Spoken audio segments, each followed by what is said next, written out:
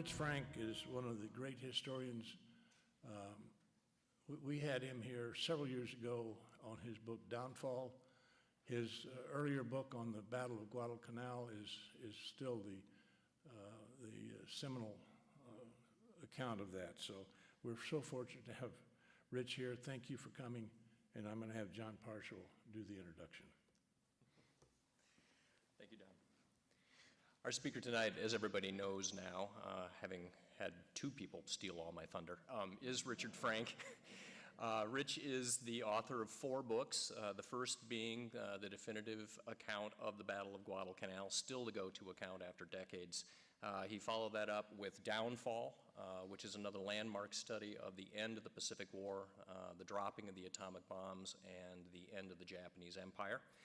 Followed that up with a book on MacArthur, and now has just released Tower of Skulls, which is the first in a trilogy which I'm sure is going to be the definitive account of the Pacific War, that broader conflict for years to come.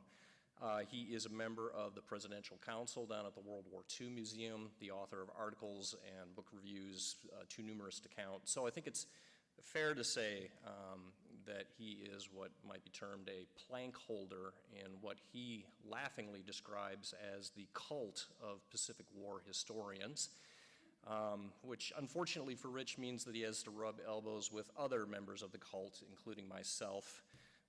Rich has had the dubious honor of having been my co-lecturer with the U.S. Naval War College for more than 10 years now, as we have lectured on both Midway and Guadalcanal. He has unfortunately also been stuck with me on more tour buses and airplanes than he probably cares to remember, as we have been co-historians for the World War II Museum on a number of tours. We've been across the Pacific together 2 times, and unfortunately for him, probably more to come. So I guess all I can say, Rich, is I hope in your next lifetime you manage to gather to yourself acolytes who are both better credentialed and much better looking. And with that, I welcome my good friend Rich Frank to the stage.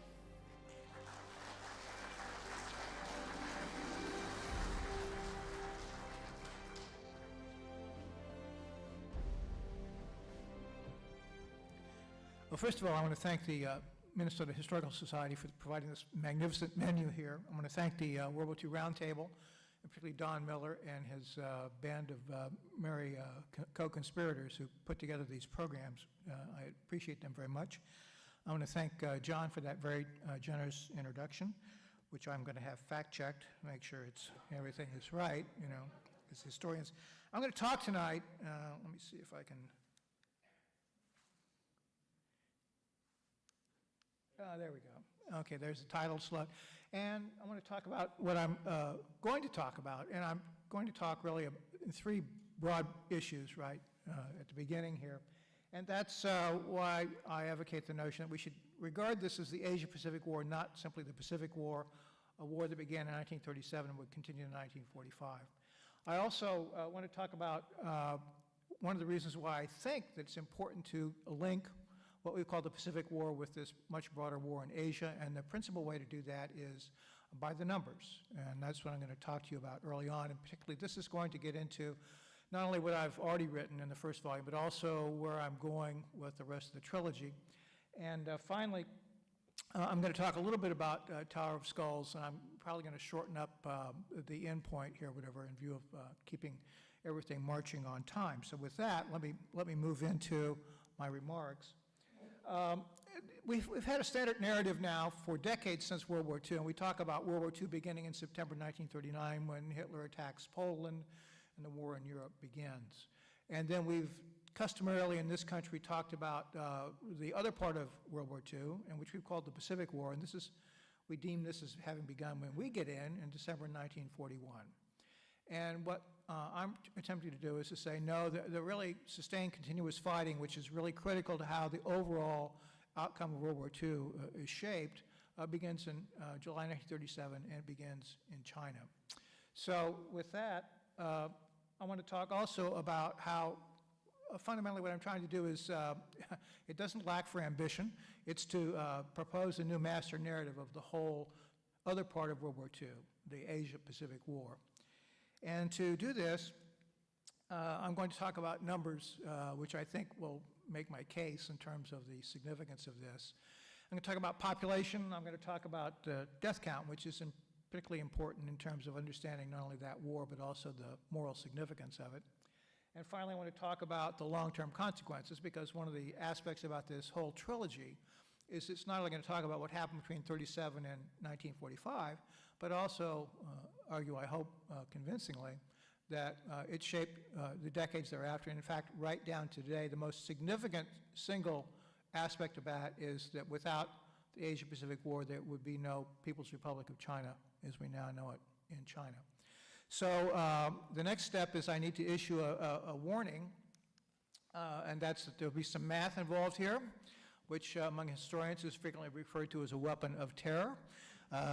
In fact, a great artist I found clearly was thinking about this sort of issue, and he created a significant artwork, which I think could be rendered as a subtitle of, Historians Encountering Math. And there you get the idea about what happens when you assemble a group of historians and you say, you give them the warning that we're going to now talk about math, and this is a pretty typical reaction, in my view, from my experience.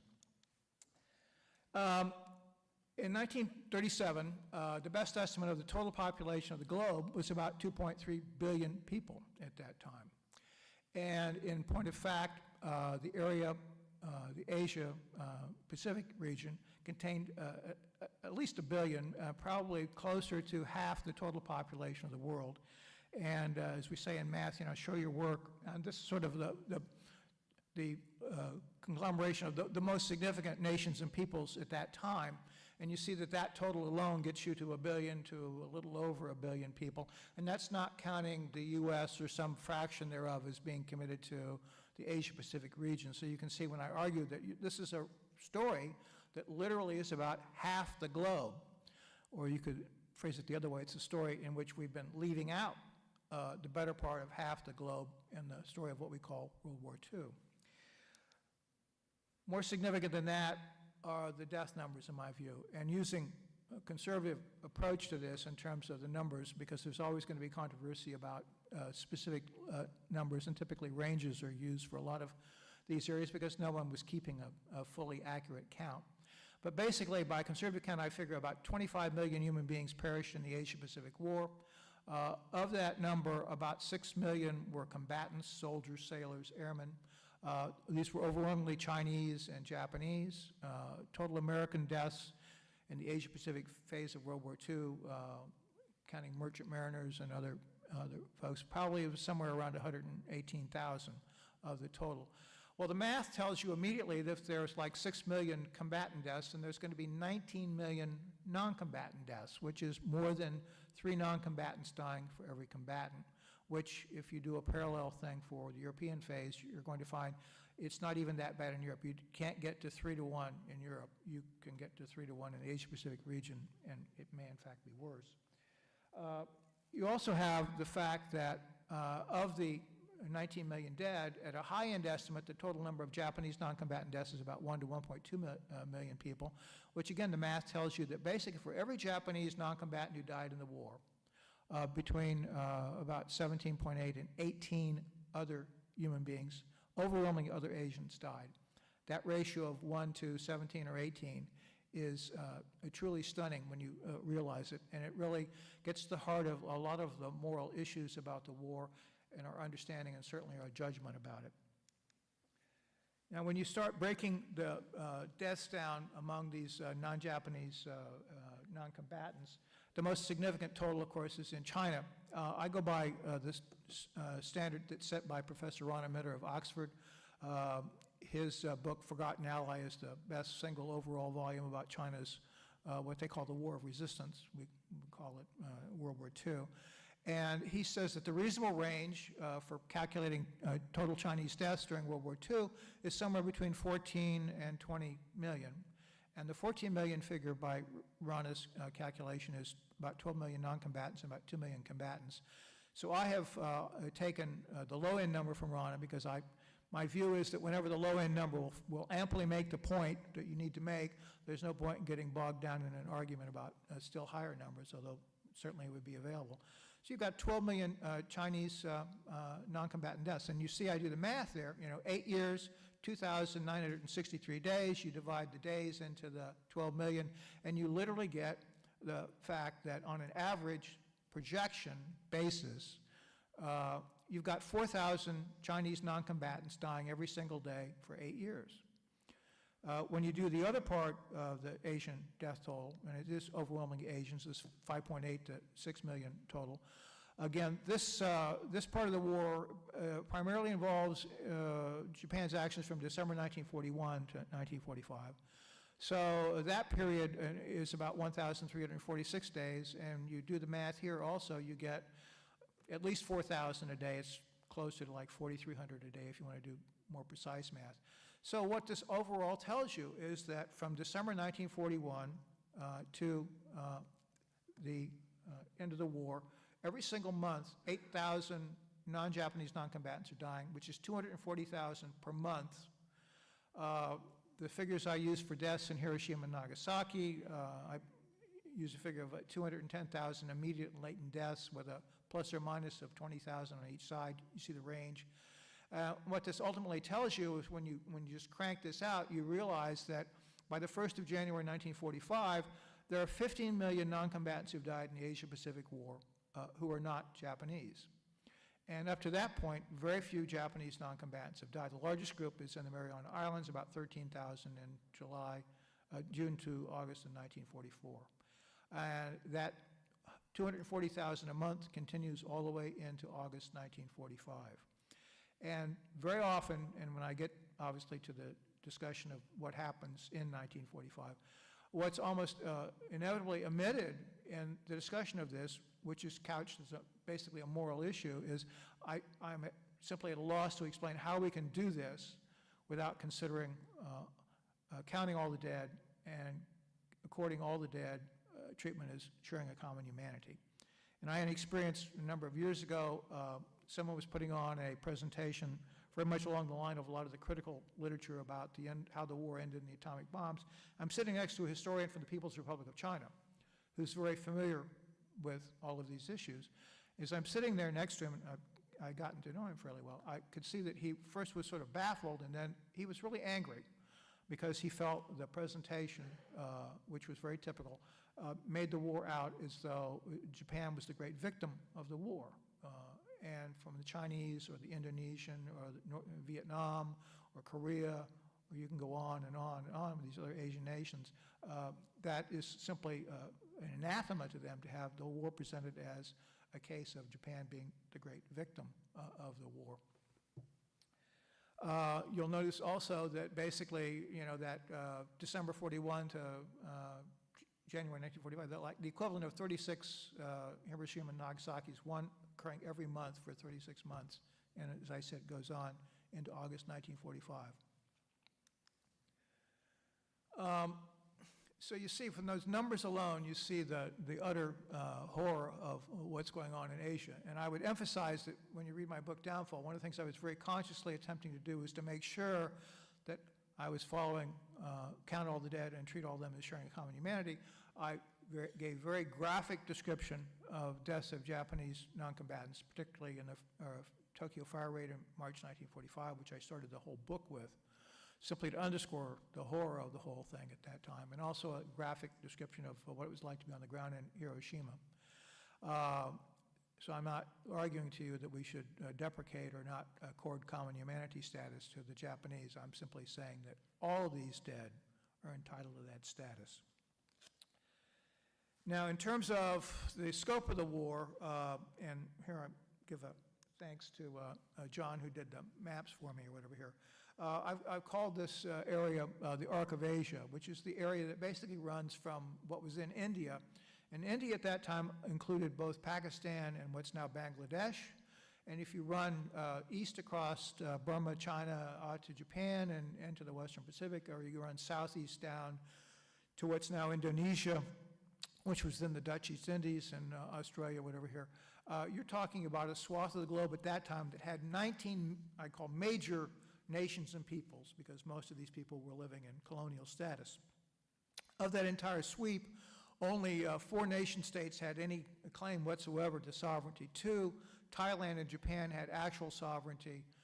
Mongolia was a Soviet client state, had no real sovereignty. China had a very fractured and divided status as a nation state at that time. And the special case was the Philippines, which we had in 1934 promised independence in a decade.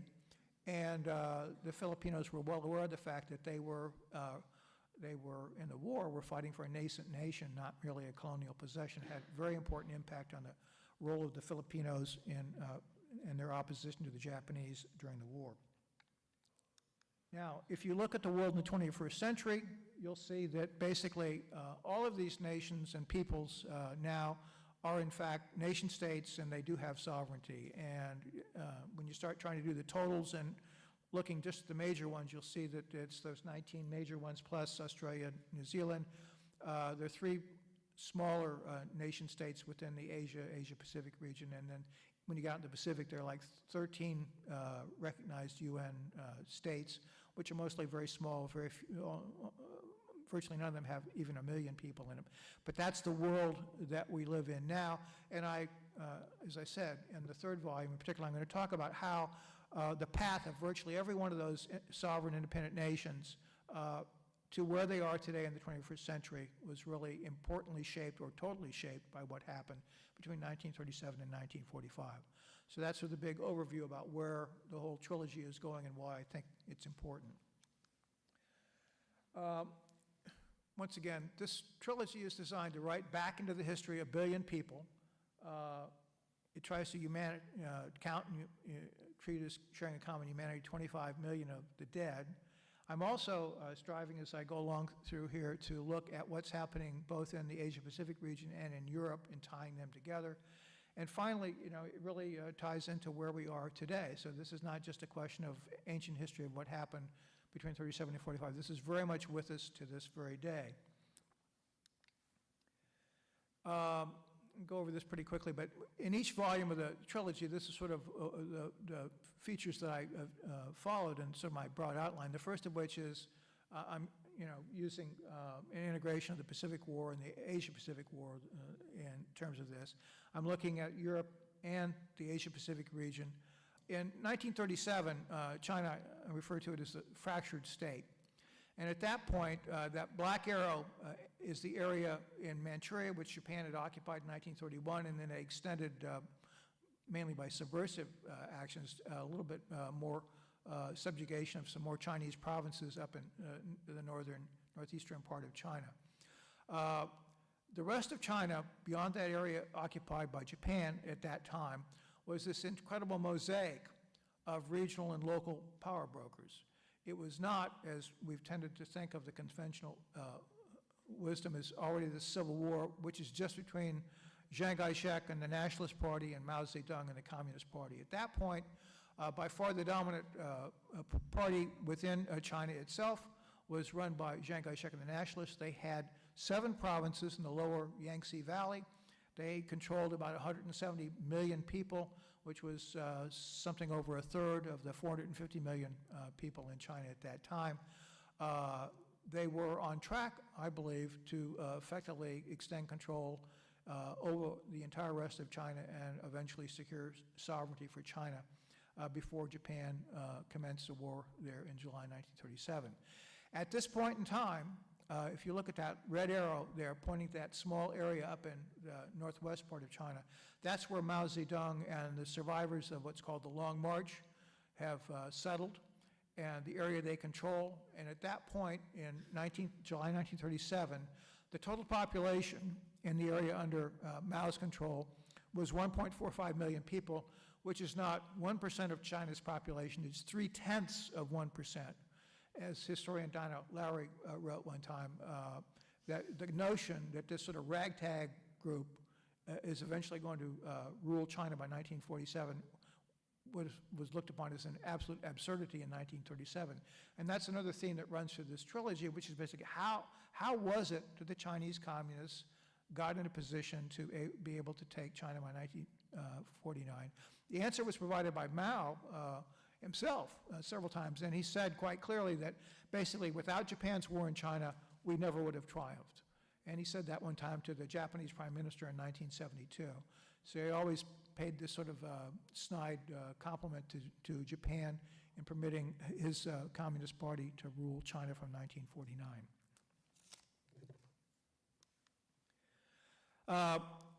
Chiang Kai-shek and the nationalists enjoyed sort of a roller coaster ride of understanding and popularity in the U.S. Between 1937, when Japan first attacked, through about 1942, they were treated very well, very favorably in American press accounts, primarily because the Americans were looking at these incredible images that were coming out of China of Japanese atrocities, Japanese bombing, and American sympathies had gone overwhelmingly for the Chinese against the Japanese. Then his reputation and that of the nationalists went into eclipse, and of course they eventually lose China in 1949, and it was all explained as that Chiang was, never wanted to fight the Japanese, he was incompetent, they were corrupt, it goes on and on, this litany or whatever here. The single most important thing that has happened in terms of his reputation is that beginning in China, the People's Republic of China, after Mao Zedong's death, Chinese scholars began releasing a lot of archival information, which put a very different picture on the communist side of what had happened during the war. And most importantly, similar information came out of Taiwan with respect to where Chiang ended up after 1949. But the most important thing by far was Chiang Kai-shek's personal diaries, which were released in 2006. And interestingly enough, they've been installed in the Hoover Institution in Stanford University in the US. And as one PRC historian told one of my colleagues, he says, this changed everything. Once you read this diary and you saw the archival information, you realized that Chiang was a whole lot more than his negative reputation had held in those decades after about 1942-43. The most important thing was that after Japan seized Manchuria in 1931, Chiang realized that they were going to have a showdown war with Japan to restore Chinese sovereignty, but he understood all too well, he'd studied at a Japanese military academy, that this was a gigantic task, and China was in no position to take on Japan in 1931, and so he was on a program from 31 to 37 to build up the Chinese armed forces, economy, and population prepared to take on Japan. And there's all kinds of documentation now showing that there was very long-range planning to do exactly this, bringing in the German advisors, eventually the Soviet advisors, to prepare the Chinese armed forces to take on Japan. And he was quite clear in speaking to the leaders of the Nationalist Party that this is the path he was on. He gave a talk in 1934 in which he said we're only 1,000 days from war with Japan, and he was only off by 34 days at that time. So the notion that he never wanted to fight the Japanese, we now have fully put to rest with respect to the new archival information. So what happens is after the Marco Polo Bridge incident, which is in July 1937, Chiang realizes at that point that if he lets the Japanese take the Beijing area, that's a step too far. His status as the leader of the Chinese fighting the Japanese is going to be challenged. He's probably not having a good answer to that at that point. He decides now we have to fight. But what he does do is he decides that, well, in the northern China area around Beijing, is flat, open. It favors everything that the Japanese have as an advantage: firepower, mobility, artillery, air power, whatever here. The place to fight is in Shanghai, in the crowded urban area where Chinese numbers and small arms count a whole lot more against the Japanese than they would in the northern plains of China. So that's where the first great battle of the war of resistance, as the Chinese call it took place in Shanghai, and went from August to November 1937. This would be by far the biggest battle in a city until Stalingrad in 1942. Before it's all over, there are 750,000 Chinese troops who fight in Shanghai. There's 250,000 Japanese troops who fight in Shanghai. What is significant is that although the Japanese eventually will prevail, there had been literally a century of history that had gone on where the Chinese had been totally ineffectual against any westernized power. They had not been able to sustain combat against a westernized power for more than a few months or at most a year for literally a century. So the Japanese, as did the rest of the world, expected that, well, as soon as the Japanese sort of get their act together, get their troops into China in any numbers, the Chinese will be defeated, and then they will be forced to accept whatever terms the Japanese choose to give them. And the battle goes on and on and on. Days become weeks, weeks become months. There's sort of this black humor moment where the battle has been going on now for a whole lot longer than anyone expected. The Chinese are obviously putting up first resistance, and there's a Japanese army officer who is sort of the spokesman, the spin doctor as we would call it, and an American reporter from the New York Times asks the guy, basically saying, well, you know, you've been going on now against the Chinese for month after month, and they're still fighting. How do you explain why you haven't already licked the Chinese? And the Japanese officer says, well, you have to understand, the Chinese know so little of tactics, they don't know when to retreat. Well, the Japanese win in Nanjing. It's a military defeat, but it's a political victory because, once again, you have to look at it from the perspective of the Chinese. No effective resistance against a westernized power for a century, and now in Shanghai, they've really shown that. And this is part of Chiang's deliberate calculation at that time. They needed a point to rally the Chinese people to the notion that this war, we might have defeat, but we can go on, sustain, and have some hope of victory. So this is what Shanghai represents to the nationalist cause. The Japanese, on the other hand, they decide that they're going to strike for Nanjing, which is then Chiang's capital, the capital of the nationalists, up the Yangtze River from Shanghai. Their belief is if they capture Nanjing, this will be the knockout blow, and the nationalists will have to, at that point, surrender. Well, that's not what happened. The Japanese get there, and what takes place is what's frequently now referred to as the Rape of Nanjing. Between 100 and 200,000 Chinese military personnel and non-combatants are slaughtered in Nanjing, and the Japanese find out that no, the Chinese are not going to surrender, and the war will go on into 1938. Between April and November 1938, there's going to be a tremendous battle where the Japanese are driving on the Wuhan cities. A main force is driving up the river, up the Yangtze, with assistance of the Imperial Navy. Another force is striking in from the northeast in a second column to drive towards Wuhan. And it's the second column which initially sustains a defeat, but then they overwhelm the Chinese forces, and it looks like for a while in June 1938 as though this second force is going to break through and get to Wuhan, and Zhang and his senior leaders are very fearful that if the Japanese do succeed in getting to Wuhan cities that quickly, that could be a knockout blow to knock them out. And he makes the awful, horrendous decision to breach the Yellow River dikes, which releases the Yellow River, which floods 3 provinces. The total number of deaths from this flooding is estimated between 500,000 and 900,000 Chinese. Can you imagine an episode of this magnitude happening in the European war and you never heard about it, right? It's another illustration of how little we've paid attention to what was happening in China and in this part of the Second World War. It does stop the Japanese advance. The campaign goes on. The Japanese, again, eventually prevail.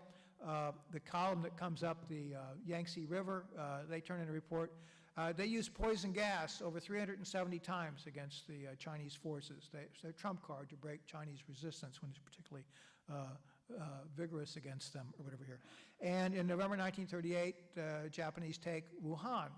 But what's happened? Well, is this a Chinese disaster? No, they simply refused to quit. It's sort of like the American colonists fighting, we're kicked off of Bunker Hill or whatever hill, inflict some losses, but we still gain the notion that we're going to continue fighting, and we do. And this is very much what's happening in China in that period. More significantly, at the very highest levels of the Imperial Army, they write up a situation assessment, and at this point they conclude that they cannot conquer China by military means alone. From this point forward, they're going to try to use political means to set up rival governments to siphon away Chinese support from the nationalists, and they're also going to use a lot of economic warfare against the Chinese, and they're going to further attempt various other means, including a strategic bombing campaign against the Chinese. One thing that happens that a historian named Stephen McKinnon emphasizes is that in that summer of 1938 in Wuhan, there is the most free period of both political and artistic freedom that China is going to know now for a century. And it's a very interesting story in terms of this tremendous explosion of political freedom and artistic freedom It also attracts a lot of Western journalists who, of course, are writing up the Chinese side in this horrific war. And that's a moment that the Chinese people still know about. The other thing that happens because of the tremendous atrocities the Japanese are committing wherever they go in China is produces this tidal wave of refugees heading out of all the areas that Japan has occupied or is threatened to occupy. Historian Ron Minter of Oxford, in his book, puts the total number of refugees who were in flight at one point or another during the War of Resistance between 80 and 100 million. I'm from Missouri, show me. So I'm thinking, well, 80 million would be like 20% of the total Chinese population. 75, 90% of the Chinese population lives on the farm. They depend for their existence on their farm or whatever. So I found another historian who says that the number's merely 45 million refugees. And it's just an unimaginable number. It's been called by a Chinese historian, I think quite accurately, the greatest migration in human history. And this is one of the great stresses that the nationalists have to wrestle with because they overwhelmingly flow into areas that are controlled by the nationalists at this time, dealing with this incredible tidal wave of refugees. The other thing that's going to be happening right now is the Japanese embark on what I call the most important naval campaign of World War II you've never heard of. The Japanese conduct a naval blockade of the Chinese Pacific coast. And the effects of this, in terms of their long-term effects upon the fate of the nationalist government, I think cannot be exaggerated. It does four things. Of course, it cuts off a resupply of munitions. The Chinese have stockpiled a lot of weapons and ammunition and equipment for this war with Japan. But as the war goes on into the second, third, fourth, fifth, sixth, seventh, and eighth year, they've gone through their stockpile. They don't have the industrial base to resupply. They depended upon receiving munitions from their allies, and the Japanese have just cut off the main avenue for that. They've also cut off food supplies, and although you think that China's food independent, it's not, particularly the provinces that are bordering upon the Pacific Ocean, some of the largest in population, are highly affected by the loss of food imports, which the Japanese cut off. The most important thing they do immediately is they basically drive the nationalists out of their original base area, those 7 provinces in the southern Yangtze Valley. The nationalists now are pushed back into the interior. They their main base becomes Sichuan province, which is well to the west, and the capital, wartime capital, becomes what we then called Chongqing, now we call it Chongqing, and it's well into the interior, which the Japanese cannot get to because there's no railroads or rivers that take them up there close enough. But the most long-term and disastrous effect is that the Chinese central government that Chiang had taken over from the dynasty and early republic period depended upon customs duties from trade in those ports for about 48% of its revenue. And when the Japanese conduct this blockade, they cut that off. They also occupy a lot of these cities and areas. They occupy areas that were great tax-producing areas from the land tax and the salt tax and various other taxes. Basically, one historian calculates that the areas that Japan cuts off or occupies with the blockade and their concurrent campaigns, those areas have been providing about 67% or 2/3 of the revenue to the nationalist government in 1937. By 1939, those sources had dried up to about 6% of the revenue that the nationalist government was getting from all sources. How do you make war without money? Well, you don't, you know. So what do the nationalists have to do? They have no choice. If they're going to continue the war, they have to print money and issue credit without any proper backing. And that's going to unleash tremendous inflation, which in the long run is going to do as much damage overall to the nationalist cause as any other cause in the entire war. So what I want to talk about now briefly is an area which I had no idea that this particular topic was going to come to me. It's one of those things about doing research and thinking and writing, is that you see connections that you didn't see before or couldn't have seen before. And that's very much about what happens when I think the Asia-Pacific War and the European War become fused together. Now, formally, they become fused together in December 1941, the attack on Pearl Harbor and the declaration of war by Germany against the U.S. and the Allies. That obviously is legally when everything becomes all signed with appropriate documents. But the point where I believe the two wars become so fused that they should be regarded as obviously one joint thing is in July 1941. Let me tell you why. In June 1941, Hitler attacks the Soviet Union. When that war begins in London and in Washington, the assumption is the Germans are going to win because the Germans have won every single prior occasion except the British barely holding on in 1940. So that assumption is the dominant assumption. The U.S., the official U.S. Army estimate is that the Soviets might hold out for 1 to 3 months. Then we come to an interesting point, which is how do we know what's going on this Eastern Front? Well, we don't. We don't have any independent observers there or whatever here. And I was looking at the intelligence reports we had, and they obviously didn't really know what was going on. And I realized from reading the diary of Secretary of War Henry Stimson that he was turning to the New York Times. And it turns out what the New York Times was doing, as they did through the entire war, is they print the official communiques of all the major combatants.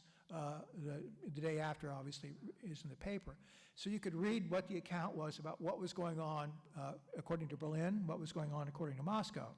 You probably will not be surprised to learn that these two accounts did not jibe very well or very often or whatever here. The only data point on which they did agree over a period of days or sometimes weeks was where the battle was taking place. And what that showed quite clearly from June 22nd to the last 10 days of July 1941 was the Germans are driving tremendously deep into the Soviet Union.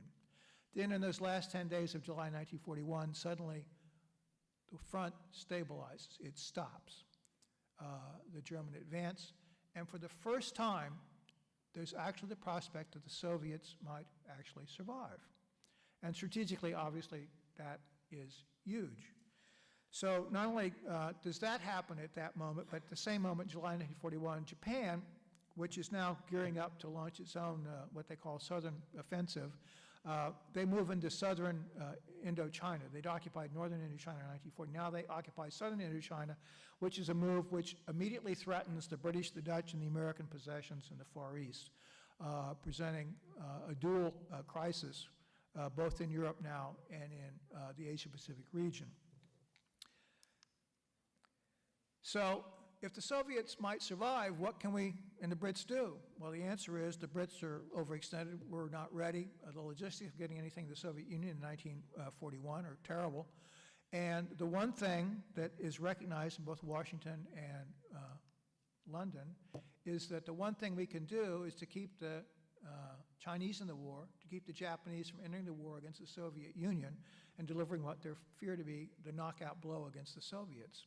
And that becomes a key point of strategic thinking right in that immediate period, those last 10 days of July 1941, the first days of August 1941. That's the moment when the theory crystallizes, or the strategic vision crystallizes, that it's essential to keep China in the war to save the Soviet Union. What happens also is that Roosevelt and Churchill meet for the first time what's called the Atlantic Conference in August of 1941. Best known for what's called the Atlantic Charter, which sets out the goals for the Western Allies in the war. To that conference, Churchill brings with him Harry Hopkins, who was President Roosevelt's principal aide. He's sort of the equivalent of the Chief of Staff and National Security Advisor. And he's freshly back from a visit to Moscow. He'd originally gone to the UK, and then when the Germans attacked the Soviet Union, Hopkins went on to Moscow. Has a private interview with Stalin, and Stalin gives the most candid account any Westerner has heard about the war to that point. And when Hopkins asks him what the immediate needs are, he says, we need anti-aircraft guns and aluminum. And Hopkins will emphasize to Churchill and Roosevelt, look, if he's saying he needs aluminum, he's not talking about something he can pull up from the ship and immediately go to war. He's talking about being able to process raw material to make machinery for war. He plans to hang on and survive, and he's confident he's going to do that. Hopkins also talks with the Soviet Foreign Ministry people, and lo and behold, they tell him, we want the United States to issue a public declaration that if Japan attacks the Soviet Union, the U.S. will enter the war against Japan. So now you have Washington, London, and Moscow all on the same page. It's critical to keep the Chinese in the war to keep the Japanese from attacking the Soviet Union. So that, as I say, the road to Pearl Harbor runs through the Soviet Union and China. So meanwhile, what are the Japanese after?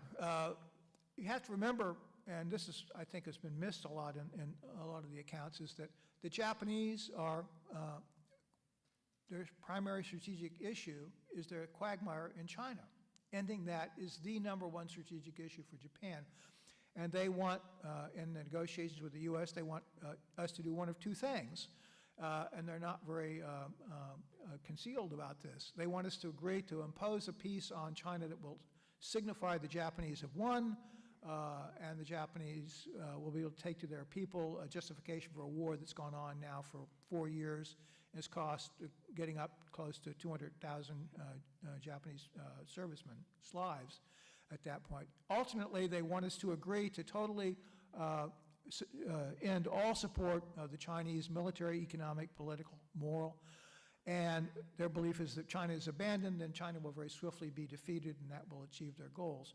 And here again, let me point out that one of the things that I think has deceived a lot of the earlier accounts is that you have to understand that you have to read not only the Japanese, the bland language of the official position paper, like in September 1941, the Japanese issue a paper to us saying that what we want is, we want the U.S. to agree not to interfere with the settlement of the Sino-Japanese war.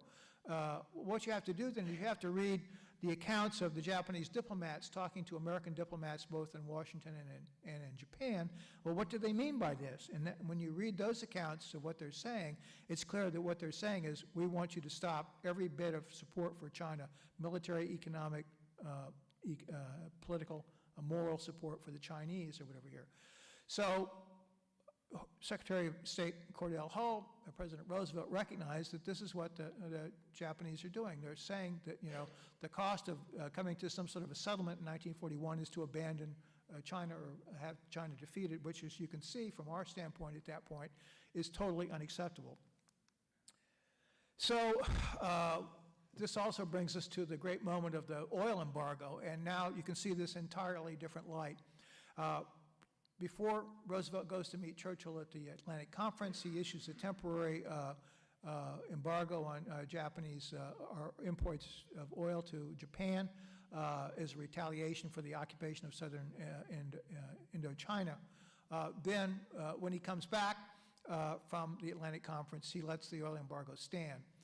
And what you really have to understand behind this is that Roosevelt is confronting a tremendous both moral and strategic dilemma. We've been providing the Japanese with 75 to 80% of the petroleum, which has been not only fueling their economy, it's been fueling their war against China. And if about 7.5 million Chinese are dead by July 1941, our oil has probably proportionally helped kill over 5 million of them. He's well aware of that. He's been well aware of that, but he also realizes if he cuts off oil, the Japanese are most likely to swoop down to the Netherlands, East Indies, and see the oil there, and he didn't think the American people would support a war to save a European colonial power. So he's stayed his hand until that moment. When you get to July 1941 and he imposes a permanent embargo, what you have to understand, he's not merely at this point retaliating against Japanese movement down to southern Indochina. What he is also doing is he's saying, look, you know, if we're terrified that if the Japanese attack the Soviet Union, the Soviets would be knocked out, are we going to provide the Japanese with the oil to go and do that? You know, you don't have to be a tremendous strategist to figure out what the correct answer to that is. And that's why we refuse to agree to open the oil spigot, as it's called. And the temporary suspension becomes permanent, and we lead down to the other evidence I found. The one foreign leader besides Churchill that Roosevelt confides in most freely is Canadian Prime Minister William Mackenzie King. And Mackenzie King meets with Roosevelt in November 1941. In his diary, Mackenzie King writes this sentence. He says, you know, look, if the Chinese, a collapse of Chinese resistance will probably mean a collapse of Russian resistance. In other words, they're making the connection between the continuation of Chinese resistance and the Soviet survival. And you get the same thing from the UK in a message from Churchill. And the background to this is even more interesting because just before he sends this message to Roosevelt, he's been consulting with his foreign minister, Anthony Eden, and Anthony Eden has been asking Churchill for guidance about the negotiations with Japan. And Churchill says, well, the important thing to remember is by no means, China cannot be abandoned, and we can't do anything that will help the Japanese to attack the Soviet Union. So this is very much on their minds. That's the path that leads Japan to launch this war. And this map, again, provided by John, this is where Japan's going to be by May 1942, this great southern offensive, which I cover in the second half of the Tower of Skulls. From that, I go on to the second volume. I deliberately set the volumes up so that volume 1 goes from July 37 to May 6, 1942, which is the day that Corregidor falls in the Philippines. The very next day, 7 May, is the first day of the Battle of the Coral Sea, which will start the slide of the Japanese. So what I end Tower of Skulls, the Japanese Empire is at its apogee in the history of Imperial Japan, and the next day, literally, the slide down begins. That goes to the end of the Marianas Campaign in August 1944, and then I'm going to pick up in September 1944 and carry on through the end of the formal end of the war in September 1945, but then volume 2 is going to get into this connections between what happens between 37 and 45 and the world that we've lived in since then and the world right down to today in the 21st century. Well, thank you very much for your attention. I appreciate it very much.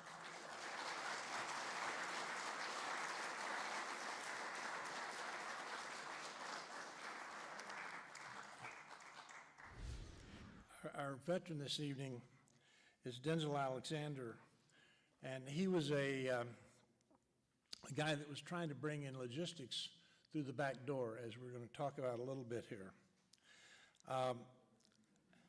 Denzel Alexander was born in Kentucky and then moved to Detroit, where his father was a layout engineer for the automobile industry. You lived in Detroit, Denzel. Yes. How did you hear about Pearl Harbor? Well, suddenly this program stopped and said, we're interrupting this program to announce that Pearl Harbor has been attacked by a large Japanese force. We don't know about the death and so forth, but we know it's great. And so that was my beginning. Yeah. So what did you do? You tried to volunteer? Yes, I was almost 18. I knew I was going to be graduating in a few months and perhaps be drafted. I really wanted to go into the Air Force. I went to the Naval Air Force Induction Center to enlist. And they gave me an all-day exam. Half the day was written and the other day was physical. I passed all the written tests, passed all the physical, and was 5 pounds underweight. I was 5'11" tall. They called me slim. They don't call me that anymore. So anyway, they turned me down. I was very surprised. I thought, well, a pilot ought to be light, you know. But anyway, they turned me down. So a few months later, I was drafted into the Army and put in the Engineer Corps, 1301 engineers. And you did your basic training at Fort McCoy, Wisconsin. It was Camp McCoy at that time. Camp McCoy at that time. Since become Fort McCoy. Mm-hmm. Okay, and then from Camp McCoy, you were in basic training. You were assigned to the 301 engineers. Well, a little bit happened in between those two. While I was in the 301, yes. Anyway, it came up on the bulletin board. We know that the invasion is going to be coming soon, and we believe we're going to need a lot more pilots. And so if you're already in... And so you picked up some weight by then. Pardon? You picked up some weight by then. You were a little bit heavier. Oh, well, it didn't matter. They said if you're in the service, we'll count you as being physically all right. Otherwise, I wouldn't be in the service. So if you can pass the written exams, we'll transfer you to cadets, Air Force cadets. And so I said, well, I got it made. So I took the written exams, passed it again. They sent me down to Miami Beach with the cadets, and they booked me up in the New Yorker Hotel on the beach of the Atlantic Ocean, and we started not flight training, but preparation. Went on for about 2 months. In the meantime, the invasion in Europe took place, And if you remember, once they got off the shore, Patton and his tanks, they went through France, you know, like butter, came up on the bulletin board. The invasion has gone so much faster than we expected, so much better. We've taken in way too many from the regular forces. So if we took you in from the Army after such and such a date, you will be returned to your unit. I missed that by a week. So there's a second time I missed the Air Force. Well, they sent me back to Fort Bragg, and my outfit had gone overseas. So I waited there a while, and then they put me in the 1304 Engineers, and later I went to Burma with that outfit. And from Fort Bragg, in our discussion, you moved to Newport News, loaded on a ship, not knowing where you were going. You ended up going through the Panama Canal, down to Australia, ended up in Bombay, India. Tell about that. Okay. Tell about getting across from Bombay to Calcutta. Yeah. Yes, we went all the way down under India. Of course, we went alone. We weren't in a convoy. And this was a very fast, General A.E. Anderson troop ship, sleek and fast. We could outrun a submarine. And so we went all by ourselves, and they took us down to Australia and then around and under India and up on the other side, Bombay. And we unloaded, got on trains, and went across India towards Burma. If you've ever gone across India, well, not now maybe, but 75 years ago on a train, you've had it. It was terrible. Take a minute here. Tell it. All right. You see, India at that time, of course, was under British rule. And each section of India, there were 3 big sections, and each India was controlled by a Maharaja, kind of like a dictator. They pressed with king. And so as the railroads started coming in, each one would have a company come and put tracks down by train to run the train back and forth in its part of the country. But when they got to a river, that was it. Well, then the next Maharaja did it some years later with a different company. And after a while, they had all 3 of these with railroads, but they didn't match. They were at different gauges. So when they took us by train to the river, they had no bridge, so we had to get out, sit on the shore, a whole battalion, wait while 2 men in a rowboat, about 6 of them, took us across the river. It took all day for the whole battalion. It was really something. I wouldn't want to do it again. But we got into Burma, and we were there to build a Lido Road. The old Burma Road, you know, Burma was like Florida, a long, narrow nation. And the Burma Road ran all the way up Burma into the Himalaya Mountains and over into China. Well, the Japs had conquered Burma. For us to try to come up through Burma, all that would have taken a long time and a lot of expense. So we came through the north, through the jungle of Burma, and built the Lido Road to hook up with the Burma Road right at the mountain and then go on the old Burma Road into China. So that's what our outfit did. And your unit had the capability of Bailey bridges, float bridges, and you built wood bridges out of native wood. We had been, in the States, we had been prepared primarily to build bridges. We were bridge builders. We built 3 kinds: wooden bridges for smaller streams, pontoon bridges for medium-sized rivers, and then Bailey bridges for larger rivers. And so we built those all the way across Burma. The jungle had a lot of streams in it, flowing down out of the mountains, sometimes just small, but they had to be a bridge there. Otherwise, you couldn't get trucks and tanks through it. So that was our job. And you told me a story about how the Japanese would try to destroy the bridges? Yeah. Well, Merrill's marauders had driven all the Japanese out of North Burma, but they would come up the river at night, and if they knew, they had spies up there, if they knew a bridge was just about finished, a big bridge, they would come up at night and try to dynamite the bridge or blow it up. So, of course, we had machine guns set up on both sides of the river and hidden back in the jungle. Any sign of movement, They were never successful. They never got to the bridge, but we did sink an awful lot of their boats. Yeah. You also, one of the main ways, besides the Lido Road into China, the hump was a major. You had made some comments about your working with the Well, the hump is what we call the Himalaya Mountains. Of course, those of you know, the Himalaya Mountains are considered the highest and biggest and densest mountains in the world. And the Burma Road goes weaved around through the Himalaya Mountains into China. But until we could take that again, the only way we could get supplies to China was to fly them. And we called it flying over the hump. If a plane was really heavily loaded, they couldn't hardly do that. They'd fly through the mountain. Himalaya mountain was like this. You just mountains everywhere. I have a little quick story here. We have a pilot who had some heavy equipment, special equipment, had to have 2 or 3 extra men go along to show the Chinese how to operate it. They took off and were flying through the mountains, and he went between 2 mountains and suddenly realized he had made a bad turn. He was in a box canyon. Now, box canyon is one that has a mountain you go through to 2 mountains, and it's boxed in by a mountain at the end. Well, the only thing he could do, he couldn't park anywhere, and he couldn't turn around. So he started trying to climb over that mountain at the end.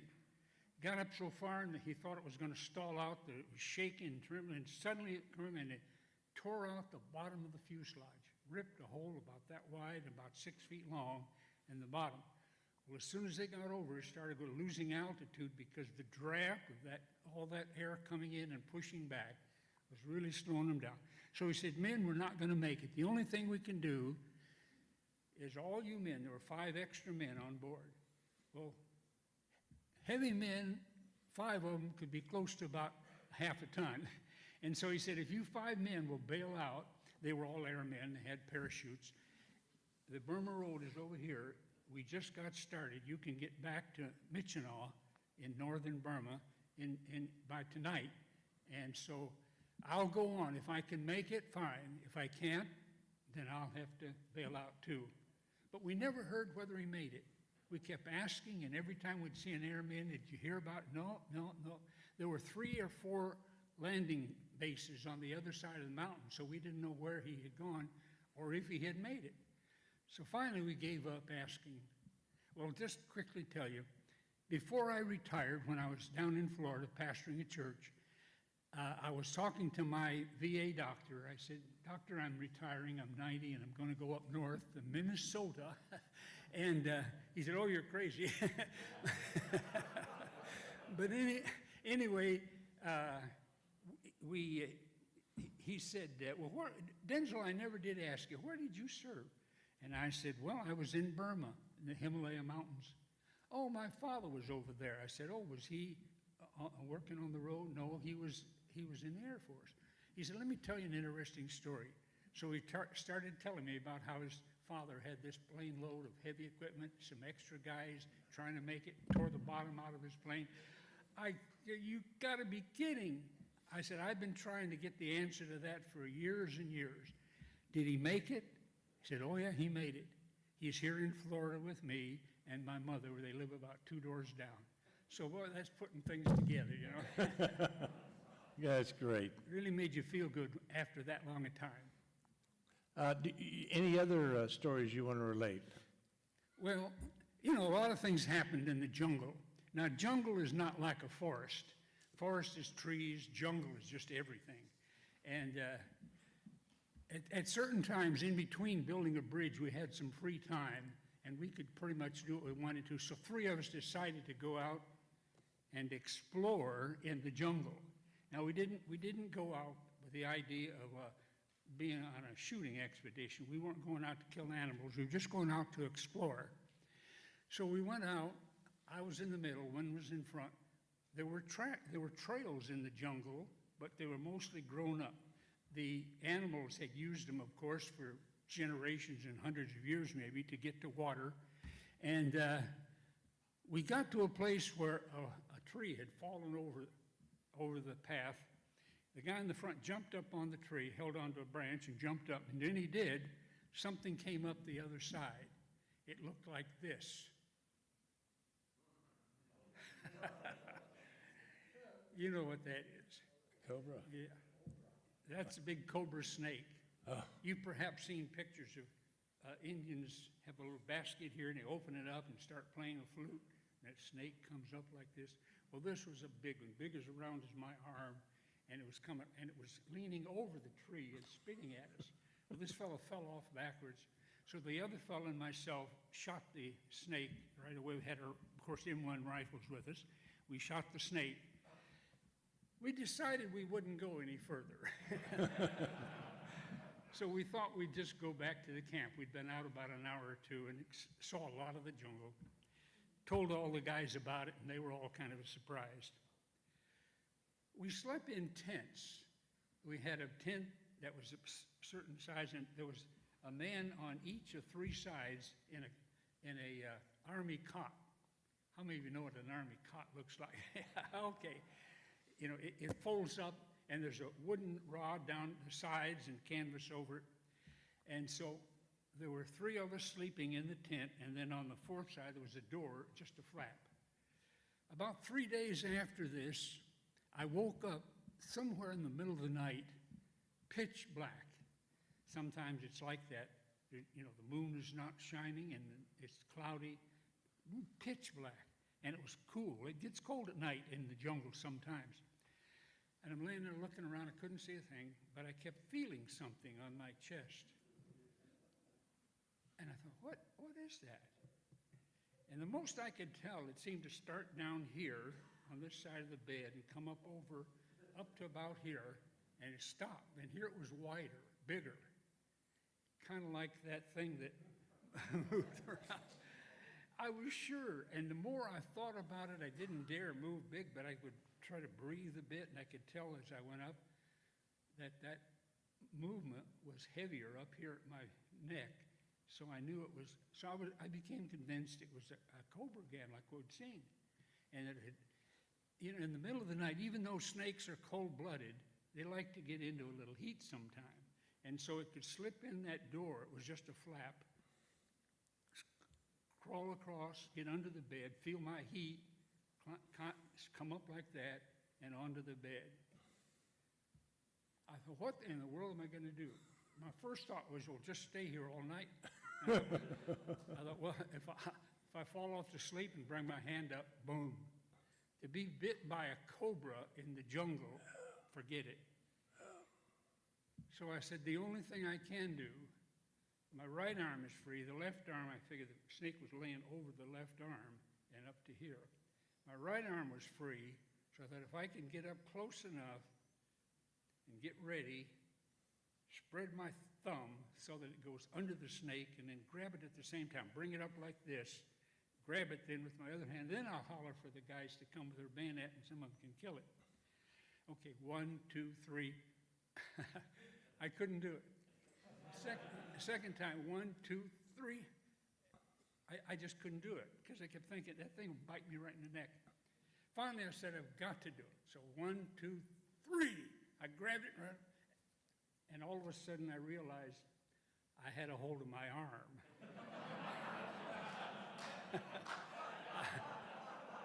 You see, what had happened is my arm had laid over that rod for maybe a couple of 3 hours. Anybody ever had their arm or hand or foot go to sleep like that? You know, you cut off the blood circulation and you lose control. I had no feeling in that arm, so the arm was laying up here like this, and it had this wide. I thought it was just, I'm shaking it, and I'm hollering. So they said, what's the matter, Denzel? They started to put on a flashlight, and I thought, now, if I tell them, this will be the end. I'll be the snake man. I'll be called the snake man for the rest of the time. So I said, well, I guess they just had a bad dream, go on back to sleep. So we never heard any more about it. Mike. Our next speaker is Mike Guardia. I met Mike down at Fort Bliss, Texas. Mike is from Houston. He got his bachelor's and master's degree from, now, don't you speak from over here? Yeah, come over here. From the University of Houston, got a commission, went to Fort Knox, ended up down in Fort Bliss. When my son was at Holloman Air Force Base, his publisher, casemate, said, hey, go see this guy. So anyway, we have connected and been here. He's now up in Minnesota making a full-time career of authoring and publishing, and we look to get you more active in our roundtable and our history. But Mike Guardia, tell us about a Minnesota connection. It was your first book, I think, right? Right, it was. Okay, Mike Guardia, welcome to the podium. All right, thank you, John. All right, thank you very much, everyone. It is awesome to be here, and I just wanted to thank Don for the invite, and also to the Minnesota Historical Society for putting this event on. And let's see, I just want to make sure that the clicker here is working the way it should. So the subject of my very first book was a gentleman by the name of Russell Volkman, and this is the first book that I wrote when I was on active duty. This book came out in 2010. When I was in the military, I had kind of two careers going on at the same time. I was an Army officer by day and a book writer by night. And after I left active duty in 2014, I decided to carry it forward and just keep on writing. But the gentleman, the subject of my first book, Mr. Russell Volkman, has a unique place in military history for the very reason that he helped organize a guerrilla campaign in the Philippines after the Japanese invaded in 1941. And Volkman also has a connection to the lovely state of Minnesota.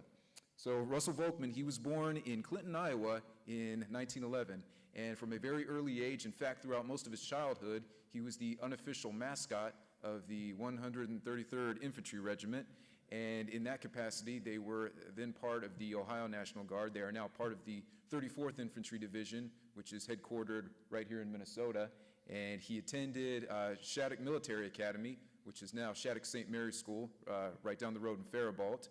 And his connection to Minnesota continued after he graduated from West Point in 1934, when he was stationed right here in the Twin Cities area at Fort Snelling, back when Fort Snelling was still an active duty military post.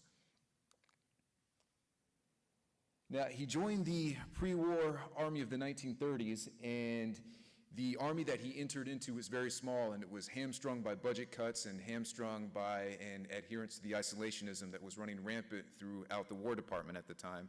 But he requests for and he gets an assignment to the Philippine Islands.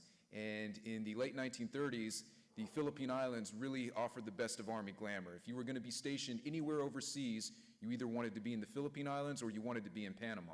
And he was lucky enough to be in the Philippines, and he thought that it was going to be a good move for him and his family, because despite the tensions that were rising in the Pacific, everyone was certain that the threat was going to come from Germany and the threat was going to come from Europe before it ever came from Japan.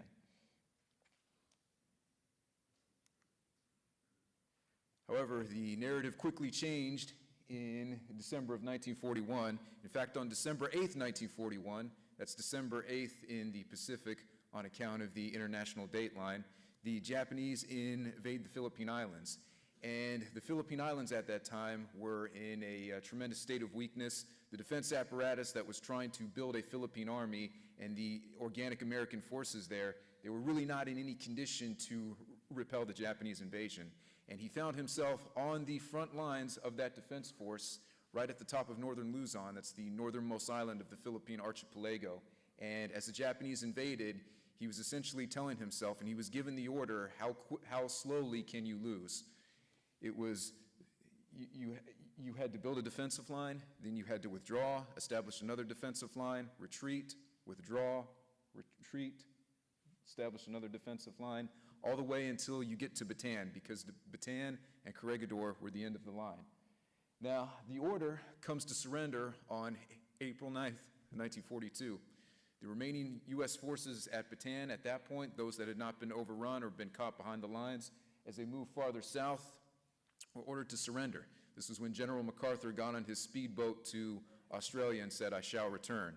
Now, even though Volkmann was ordered to surrender, he refused the order. He said, look, I know what the Japanese are capable of. If the headlines chronicling the invasion of Manchuria have been any indication, I will take my chances in the jungle long before I rely on the good graces of the Japanese in one of their POW camps. And despite the fact that he was soliciting the idea to evade the Japanese and refuse the order to surrender, many of his comrades wanted nothing to do with him. They said, you're crazy if you want to go out into the jungle. We actually think the Japanese will treat us okay.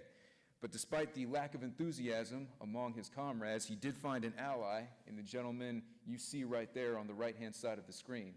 That right there is Don Blackburn.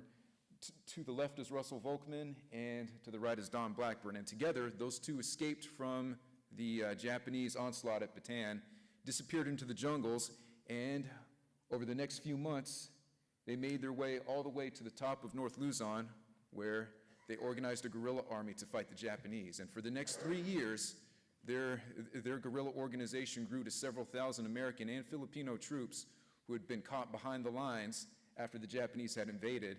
And not only that, not only did they start making attacks on all the Japanese outposts and attacking key points of infrastructure, but he also reestablished contact with MacArthur's headquarters in Australia and started sending him intelligence reports saying, sir, whenever it is you guys come back to the Philippines, I've been carrying on a guerrilla campaign against them. I can tell you where they're the weakest. I can give you an entire layout of the enemy troop dispositions.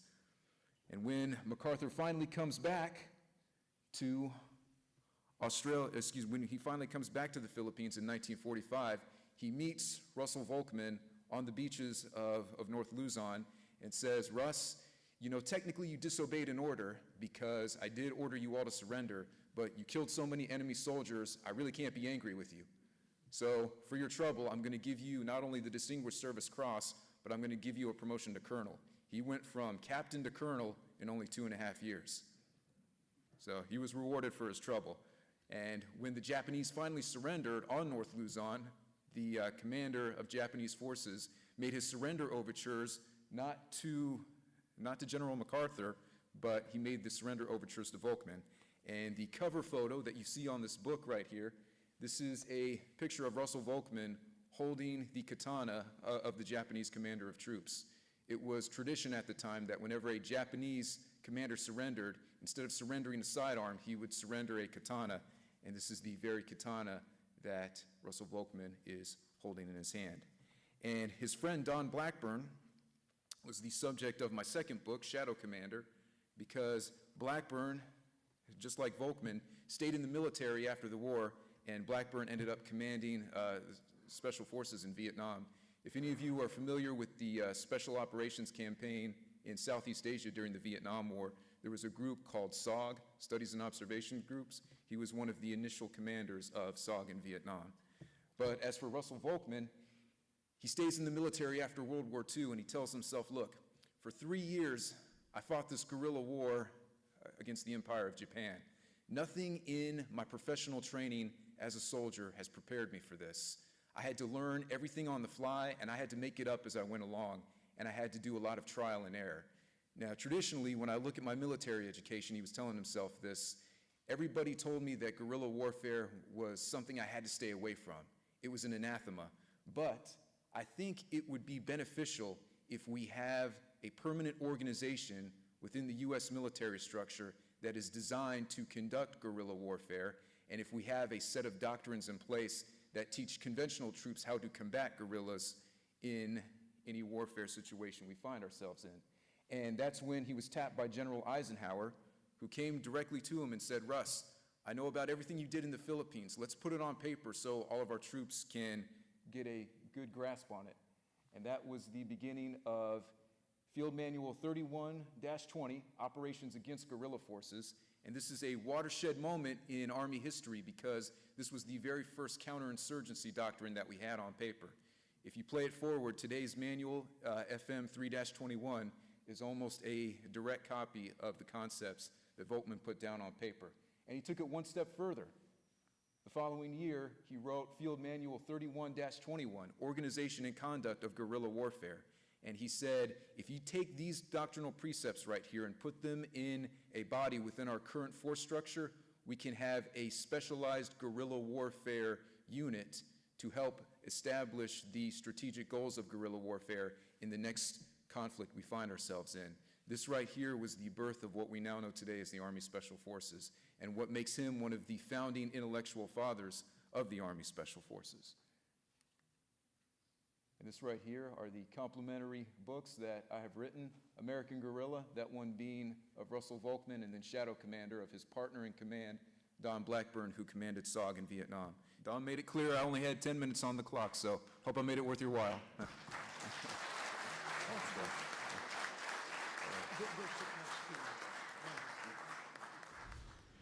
About 20 years ago, we had a lady by the name of Judy Hyland speak, and she had written a book about her experiences as a missionary captured in the Philippines. And again, I'm going to let Phyllis tell the story. But the capture and the liberation, when we were meeting at Fort Snelling, we must have had 300 people in the audience. And when your mom finished her presentation, you could hear the audible sobbing of the emotion of it. So thank you for coming and relating your mom's story to the group tonight.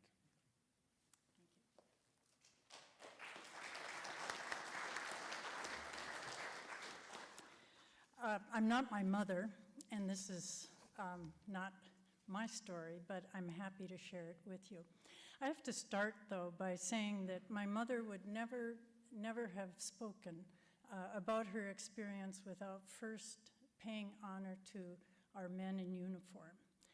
She had a very soft spot in her heart for veterans, and it would be remiss on my part not to say thank you for the service so many of you have given.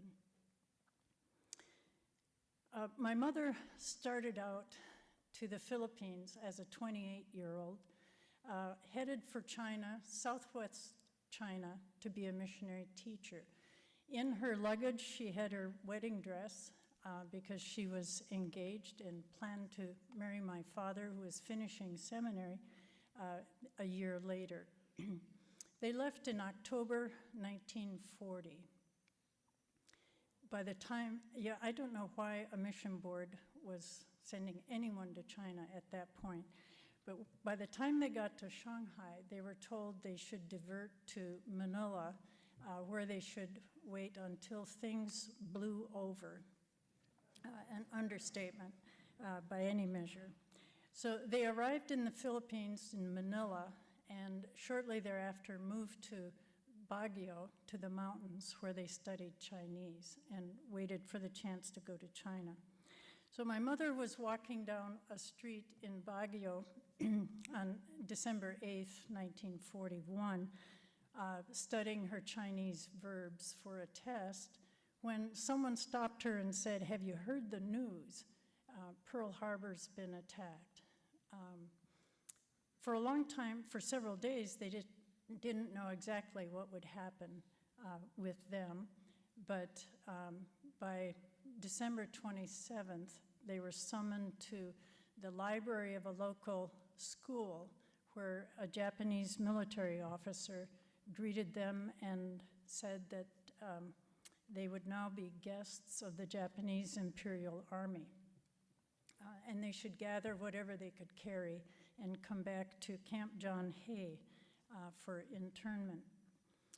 My mother was in 2 different locations in Baguio, and I'm going to skip over that first part until December 44, when they were moved down to Manila, to Bilibid.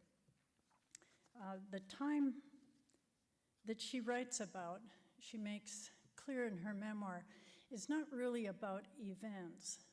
She has said many times that the biggest battle, aside from hunger and illness in internment, was really monotony and boredom, which was just broken by occasional spurts of fear. So she doesn't write about events alone. What she writes about is what continues to give meaning in the present, and she felt that that's what matters. While they were in the mountains of Baguio, they had various commandants. Some were kind, some were not. They were often deprived of adequate food and water. They lived with inadequate sanitation and medical supplies. Red Cross supplies were only delivered once, and generally they were taken by the military, the Japanese military. She lived in a community of 500 people in the internment camp. Half of them were miners, half of them were missionaries. Babies were born, more than a dozen. There were more than 30 children, so they established a school. They organized life. They made living quarters. The women and children were in one building and the men in another. They had a kitchen committee, which was the committee everyone wanted to be on because they were in charge of the food. But I'm going to move to the last part, last part of her experience. In December, they were moved suddenly down to Manila. And I want to read a little bit, just a few paragraphs from her book. It was a beautiful night with a nearly full moon. With mingled apprehension and joy, we noted signs of recent bombings along the way. Joy because it was a sign of American advance. Apprehension because we would be a perfect target on this road. Our apprehension increased as mile after mile we met the Japanese army retreating to the north. Did the American military have any idea that not only Japanese troops, but American prisoners were moving on the Kennan Road that night? Later we learned that every night for 2 weeks, the Kennan Road had been bombed. The night we were on the road was clear and lighted by a full moon. We would have been a perfect target, but there was not a bomb those 2 nights our camp was being moved. Several years later, I was visiting in the home of a U.S. Air Force pilot who had been in on the bombing operations from Lingayen Gulf. He said that during the 2-week bombardment of Kennan Road, there were 4 nights when the planes could not go up because needed fuel supplies had not arrived. 2 of these nights, we were traveling on the road. Happenstance? No. They moved to Bilibid towards the end of December. Bilibid had just been evacuated of U.S. military POWs by the Japanese army. Anyone who could walk was taken away from the prison and put on ships headed for Japan, where they were going to be used as labor. Many of those men died of disease, lack of food and sanitation on the way. Many of those ships were bombed by the Americans, and the men were lost. The ones that were left in Bilibid were ones who were sick and near death. Bilibid was an old prison that had been built by the Spanish during the Inquisition. There were 3 gates, 3 successive levels of walls to get into the prison. And when they moved there, they were greeted by many, many rats. Many of the prisoners themselves had very dysentery. Everybody was hungry. There was no food. Many were listless, and so listless that there weren't even any good rumors circulating. More and more graves were dug each day. On the night of February 3rd, 1945, this was the 1,135th day of captivity. They had been counting. My mother was in the hospital cell block, working as a nurse, helping the military patients.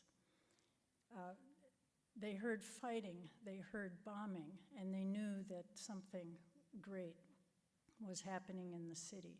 The following morning, the afternoon of the 4th, they received a note from the Japanese guardians. The note said, "We are now leaving. You are free." In my family, we celebrated February 4th. Every year it's Liberation Day.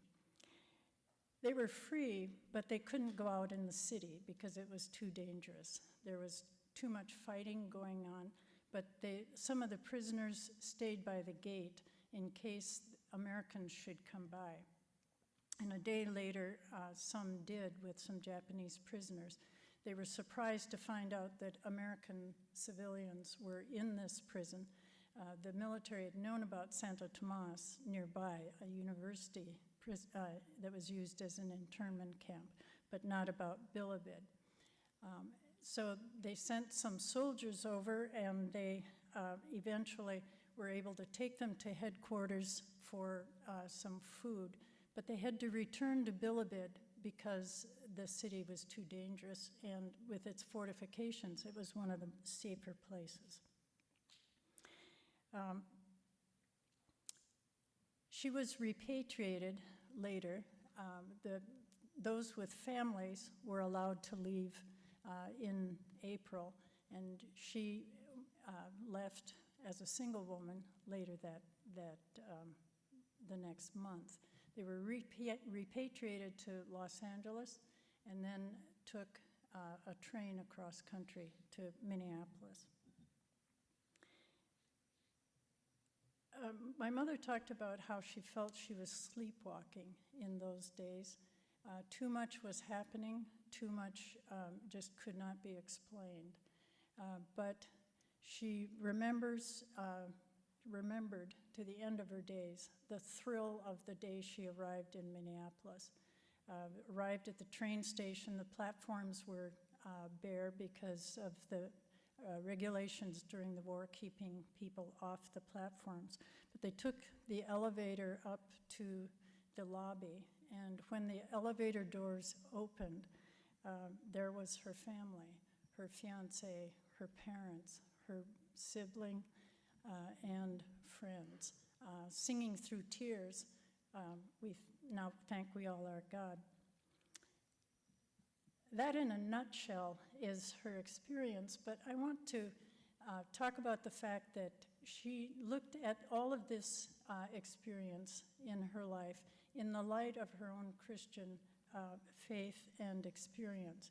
And I want to read a little bit from the one part of her book again.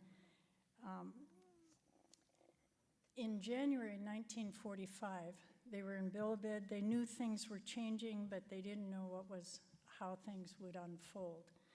And so I'll start there. Early one January morning, I was crisscrossing the prison courtyard on my way to the wash table carrying a red fire bucket when we heard a plane overhead. We paid scarcely any attention, for there were single planes now and then. But this time, there was a barrage of anti-aircraft fire. This was a plane from America. Our country was back in the Philippines. We were wild with joy, hugging and kissing anyone near. But our ecstasy soon turned to horror, for the plane was hit and immediately became a ball of fire. The pilot tried to jump, but his parachute was immediately enveloped in flames. Yes, how much we wanted to be free, to live again, but no amount of wealth, no amount of wishing, hoping, or striving could open those iron gates. There was only one way, the shedding of blood. That was a boy from home, and who had given his life that we might live. She goes on, life is not a meaningless circle. There is a point, and at that point is a cross. There Christ fought a life and death battle with Satan, who held us in the bondage of the fear of death. So she saw her story in light of the Christian story. I think we children would add two narratives to the narrative she has in her book. One is a narrative of loyalty. My father waited 5 years for her. He had no word from her during that period of time. But he was faithful, he waited. He was a quiet man, but he was a rock. I think the second narrative we would add is that it is a narrative, too, of forgiveness. Mother returned in 1945. She married, and they served several churches. But in 1950, they moved to Japan, where they lived for 30 years and worked with the Japanese. When my mother first returned to the States, she was full of hatred for the Japanese, for the cruelty she had witnessed. But as she got to know the Japanese people, that earlier experience was juxtaposed against this later experience. And what she has written in this book is something of her recollections, her thinking about her life 40 years after her experience. If you have a chance, pick up a book. She writes a great deal about, in more detail, about her life. Thank you. Let's do some Q&A. Any questions? Who's got the mics? I was wondering to what extent there was resistance from the oil companies regarding the embargo. Was there some compromise that was made? How much of a percentage of their business was Japan? I still find it incredible that we were funding them throughout all of that. I mean, supplying the oil. Yeah. Yeah, you get a sense about how Roosevelt very clearly understood the connection between American oil and what was going on in China, as did a number of members of his administration. But like I said, what they were dealing with was what we call isolationism, or I would call non-interventionism, was a very strong current in the U.S. And the other thing was that Roosevelt believed that the supreme strategic threat was Germany, not Japan. And to the maximum degree possible, he hoped that if the U.S. would enter the war, it would be only against Germany, and we deal with the German threat first and not get embroiled in a war with Japan, which would divert resources from fighting Germany. The British were thinking along the same lines. The Soviets, at least up to the second half of 1941, also thought the same lines, that they wanted the U.S. in the war very much against Germany, but not against Japan. What the oil companies thought or didn't think at that point had next to no impact, as far as I am aware, from July 41 onward, or whatever here. And of course, after the war started, we were providing oil for the Brits and the Soviets throughout the war. So the oil companies, they were doing quite well during the war. I think the commander of the Marine Corps, Vandergrift, he said that Amelia Earhart died on Saipan or something. Have you looked at any of the testimony that she was picked up by the Japanese? The questions about the fate of Amelia Earhart, which has been a controversy that's gone on now for decades. And one variant was that Amelia Earhart was captured by the Japanese and taken to the Mariana Islands, and she died there. For a time, let me spool back slightly on that. I think what you have to also understand, in the 1940s, 1950s, there was virtually no terrible thing possible to do that the Americans did not think the Japanese were capable of doing it. And those Americans who had lived through that period and knew what Japan had done during the war quite understandably had that viewpoint. Today, in looking back on World War II, we've emphasized, and with very good reason, Hitler and the Holocaust or whatever here. For the Americans who lived through that period, they understood, yes, Germany was awful and the Holocaust was awful, but they understood there was a very awful war going on in the Far East. As far as I'm concerned, with everything I've looked at, there's just no, I don't find any credible evidence that she didn't die as a result of the plane going into the ocean when they ran out of fuel off of Holland Island or in some vicinity close thereof, or whatever here. And I know we have an expedition that's been going on for years. They've been trying to find clinical or forensic evidence to support that, and so far as I know, they haven't. But That seems to me to be the proper explanation of what happened to Amelia Earhart. Well, listen, we're going to stop right now. Rich, Denzel, Mike, Phyllis, thank you for coming this evening. Thank you for coming this evening. Support for this program provided by viewers like you. Thank you.